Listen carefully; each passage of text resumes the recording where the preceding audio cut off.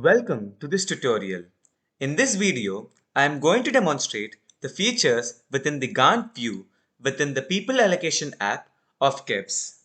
The Resource Manager can gain an overall insight on all the allocated resources, the projects that they are working on, and the time period for the same by entering into the Gantt view. The Gantt view for all resources can be accessed by navigating to the People Allocation app and clicking on the People tab. Once done, the Resource Manager can select the View button and click Gantt View. Here, the various projects each resource is involved along with the time period and utilization percentage can be found. The Resource Manager can also view the Gantt chart for a selected range and can also view based on months and years as a unit of measure.